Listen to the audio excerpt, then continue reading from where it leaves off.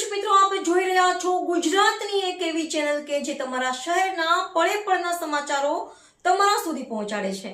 સ્વાગત છે આપનું A1 અભિક્રાઇમ ન્યૂઝમાં. હું છું એન્કર અર્પિતા પટેલ. કચ્છમાં ગેરકાયદેસર હથિયારો વિરુદ્ધ એસએમસીની મોટી કાર્યવાહી. મુન્દ્રા તાલુકાના નાના કપાયા ગામ નજીક અદાણી બાયપાસ હાઈવે પર એસએમસીનો દરોડો. એસએમસી ટીમે આર્મ્સ એક્ટ હેઠળ દરોડો પાડી 2 શખ્સોની ધરપકડ કરી. પોલીસે મુન્દ્રાના રમેશ ગઢવી અને કિશન સલાણીને ગેરકાયદેસર હથિયારો સાથે ઝડપી પાડ્યા. દરોડા દરમિયાન પોલીસે 2 9mm પિસ્તોલ, 2 વધારાના મેગઝીન, 14 જીવતા કારતૂસ, 3 મોબાઈલ ફોન સહિત કુલ 3 લાખથી વધુનો મુદ્દામાલ કબજે કર્યો.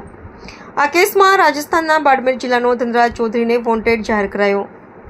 એસએમસીની કાર્યવાહીથી ગેરકાયદેસર હથિયારોના નેટવર્કનો પર્દાફાશ થવાની સંભાવના. પોલીસે હથિયારો ક્યાંથી લાવવામાં આવ્યા હતા અને તેનો ઉપયોગ કયા હેતુ માટે થવાનો હતો તે અંગે વધુ તપાસ શરૂ કરી છે.